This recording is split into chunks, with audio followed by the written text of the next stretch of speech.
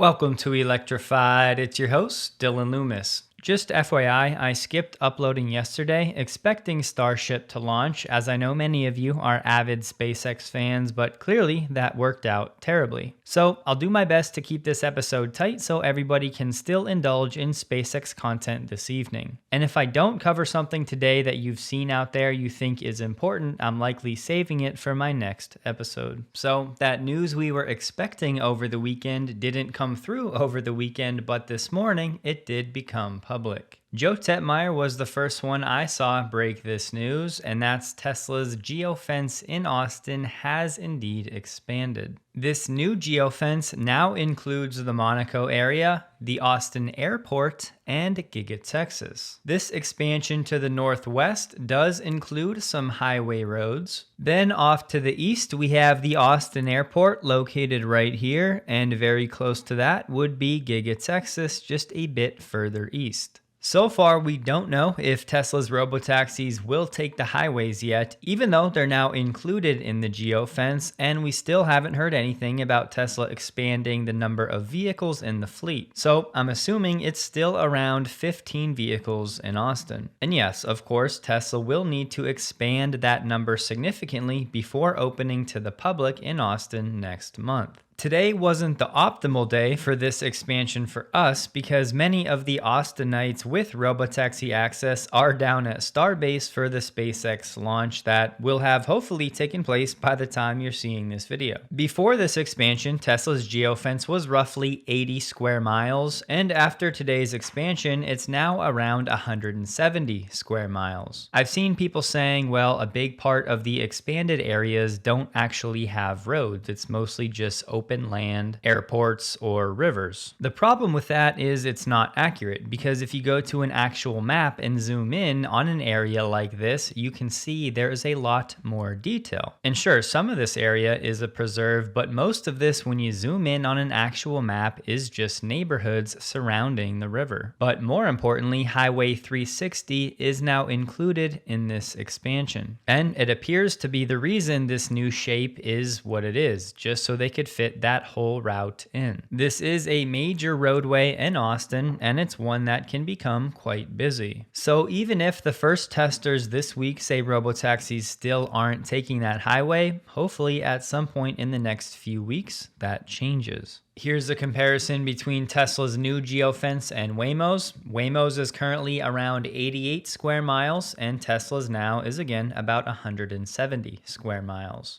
And yes, I know Waymo's currently open to the public, but Tesla should have that status by September as well. And as far as we know, Waymo currently has about 100 vehicles in its Austin fleet. We'll see about highways, but I think the more interesting conversation has to do with the airport. Now, this airport situation is unfolding right now. Ethan shared this screenshot at 7 p.m. Eastern tonight showing the Austin airport as a valid drop-off location. I asked him to share a video so we can find out if it takes him to a nearby lot or through the actual terminal drop-off, because as you'll see in this next 3-minute segment, that's a huge difference. And this next 3-minute segment was what I recorded before seeing the screenshot, explaining what the current situation was and saying we don't know how far along Tesla was in the process working with the Austin airport. So I'm going to leave that segment in unless I get confirmation that Tesla is actually dropping people off and picking up at the terminals at the Austin airport,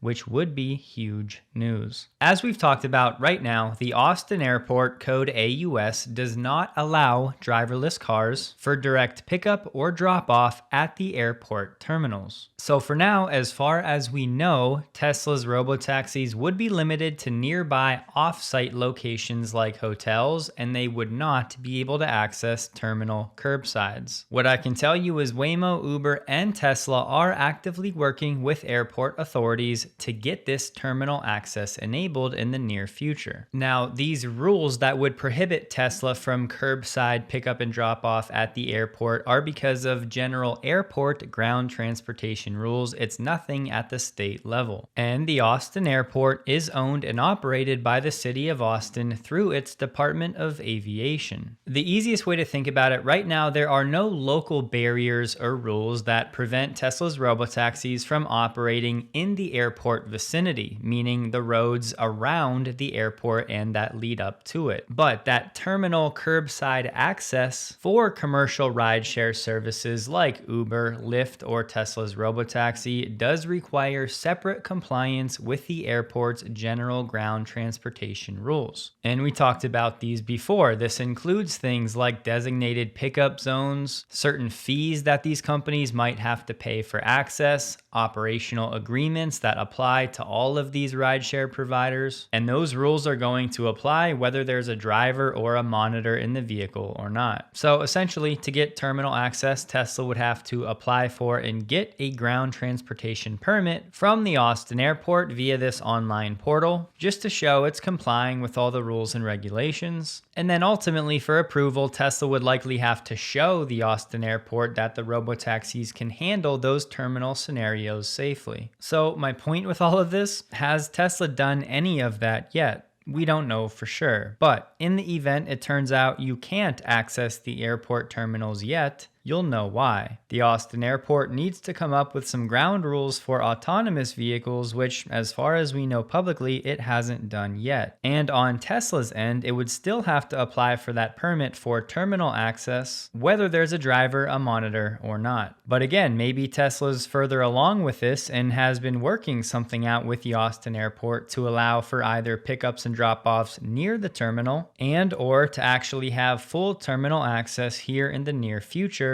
if they don't already. But watching that footage, I think many of you would agree the easiest solution would be for these airports to designate a part of the parking lot or the parking garage, or even just have a dedicated lane for autonomous vehicle pickup and drop off. That way these vehicles can avoid all of the confusion of the signs and people and cops and just go right to a specific area every time, maybe just outside of where the terminals are, and then customers can walk, a minute or a few minutes to that location. Now, 5 years from now, Tesla's V20 should be able to handle terminals no problem, but to bridge the gap until then, I think that would be the best case scenario for these airports to work with companies like Tesla and Waymo. Now, having that context, I think this update from Ethan will make more sense. He said, when I finalized the booking and paid, it gave me this error, which I've never seen before. Very strange, because all of the other locations they don't let you even get to the booking page. So for some reason, it let him select the Austin airport, but when he tried to book it, it then said unable to book the ride, service is unavailable at this location. Ethan also said for other inaccessible spots within the service area, it just won't let you select it at all. And he shared a screenshot searching for Walmart where it says service blocked. So still a bit of uncertainty, but right now it's looking like the airport is not an option yet for the Robotaxi. And hopefully that explanation I went through gives you an idea of why it's going to be such a challenge. And with Giga Texas now included in the geofence, that could unlock some possibilities in the future for adding vehicles right from the factory line to the Robotaxi fleet, especially once safety monitors are removed. And perhaps it'll allow for more autonomous deliveries direct from the factory later this year, at least to residents in and around Austin. And just a heads up, you'll see a lot of people out there bragging about calling this. Well, it's really not that hard to do. Right now, Tesla's expansion cadence has just been effectively every 3 weeks. So if you want to toss your own prophetic hat on, you can go tell everybody that the next expansion is likely to come in the middle of September. And when Tesla launched this service on June 22nd, it started with 18 square miles, and again, now it's up around 170. So that's almost a 10x in geographic expansion in the past 65 days. But I'll say it again for anyone that's new, yes, at some point we have to factor in the fleet size for Tesla, not just the geographic expansion. So maybe Tesla's doing everything it can to remove the safety monitors before opening to the public next month, so it could then easily scale fleet numbers without an equivalent number of safety monitors. That would be as long as the remote operators can handle bigger fleet numbers. But as I said on X, I do think there's a real chance Tesla keeps the safety monitors in Austin through the end of this year. And zooming out, giving Tesla 6 to 9 months to build out the operations side and continually work through limitations would be quite reasonable. As I like to say, it's not how you start, it's how you finish. As we've said, the back half of this year might feel painfully slow to some, but it's not the first 3 to 5 cities or 3 to 5 expansions that matter. It's numbers 6 through 50 plus. And let's see this week about highways and airports, which are 2 big stepping stones along the way. And don't forget, even if each expansion now is not paired with more vehicles in the fleet, when it opens to the public, that many more people will have access without having to travel. And as Ethan shared here, Tesla continues to refine the pickup experience for the Robotaxi service. Apparently, you can now select multiple different pickup points around your location, and it'll tell you how long of a walk it is to that location. Word to the wise, do not make fitness about aesthetics. Make it about energy, pushing your capabilities,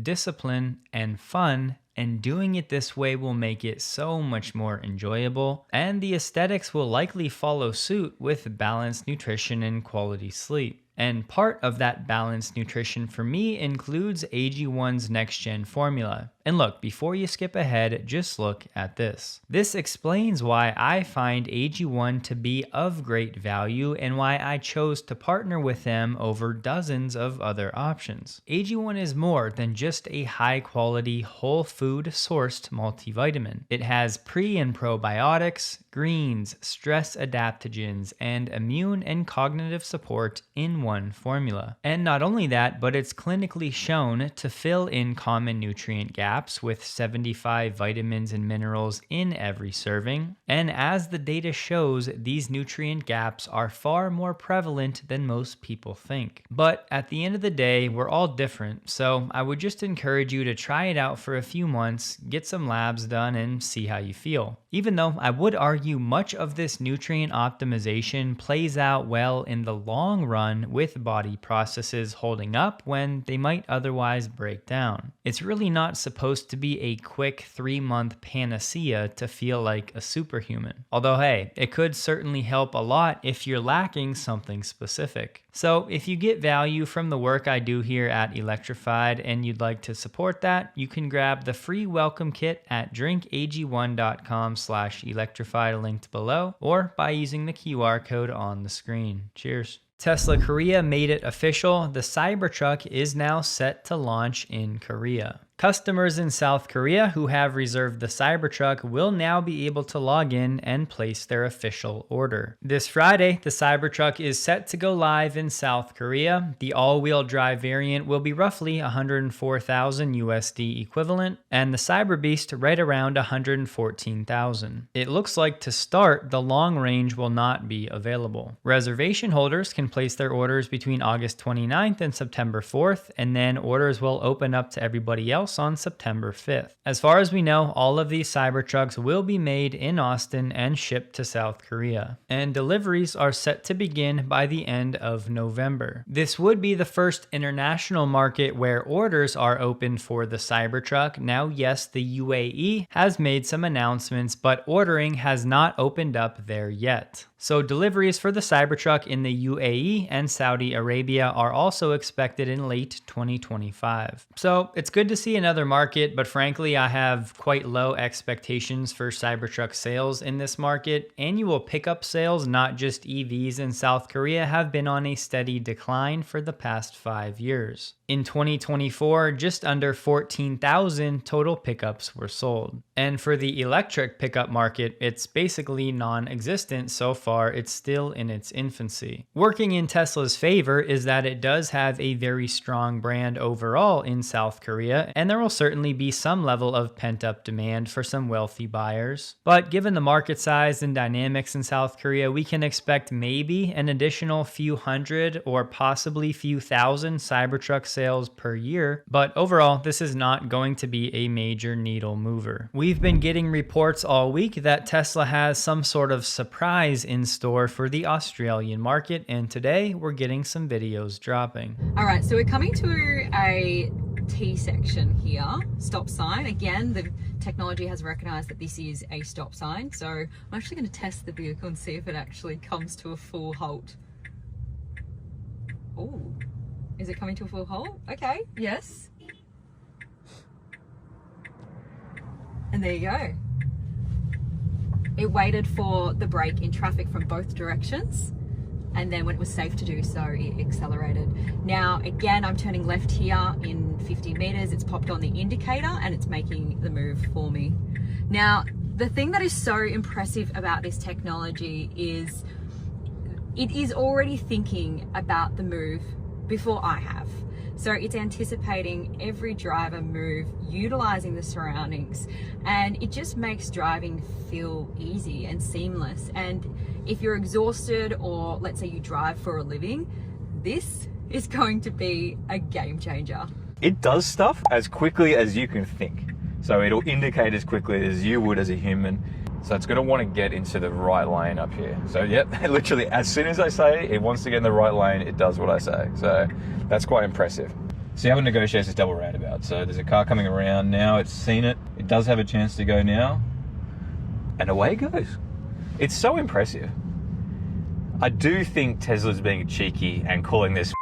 We've seen the videos of Tesla testing supervised FSD in Melbourne and Sydney, and the director of Tesla Australia has said there were no regulatory barriers preventing FSD from launching in Australia. So all signs are pointing to supervised FSD launching for customers in Australia as soon as this Friday when the embargo lifts. If it plays out that way, this would be the first right-hand drive market where FSD is available on customer vehicles. There is some speculation out there that to begin, this would only be for AI4 vehicles in Australia, but that's not official. And since New Zealand has very similar roads and regulations as Australia, New Zealand is likely to be included in this as well. If not as soon as Friday, then shortly thereafter, and I would expect the UK to follow eventually as well. Autonomous regulations in the UK have been making some progress, and we saw Tesla's video from London back in July of this year. So those and other right-hand drive markets are now squarely in play. Tesla has also been making plans for Japan and Thailand, both pending regulatory approval. It's likely Tesla has sold around 150,000 vehicles cumulatively in Australia. Now, maybe only 50 to 75% of those would be AI4 vehicles, but we all know how this works. People start talking, people start getting their friends and families in their vehicles, taking them for rides, showing them what FSD is actually capable of, which we know is going to be a huge eye-opener for those thinking Tesla's technology consists of autopilot or enhanced autopilot only. I know many of you have been on the more gradual journey from version 11 to 12 and now 13, but these people are going to be jumping from autopilot to version 13. So I think there's going to be plenty of excitement around Tesla in Australia for the next few weeks and months as they get to experience FSD for the first time. As expected, every report coming out of China about the Model Y L have been that sales have been beyond even Tesla's expectations. The VP of Tesla China said Giga Shanghai staff are working overtime to deliver the new cars, the Model Y L, to everyone as soon as possible. I'm sure you've seen plenty of headlines talking about how the Model Y L is air quotes sold out. All that really means if you order a new one now, delivery aren't expected until October, and at the end of the day, we don't know what the current production rate of this new variant is. This Chinese account Ming has shared some accurate things in the past, and they're saying when people are asked about Model Y L sales, multiple salespeople have been saying orders far exceeded expectations. Some even said the YL's daily orders are 10 times that of other models. And to everyone in the US rolling your eyes in frustration, have a listen to this. Elon posted, quote, "This variant of the Model Y doesn't start production in the US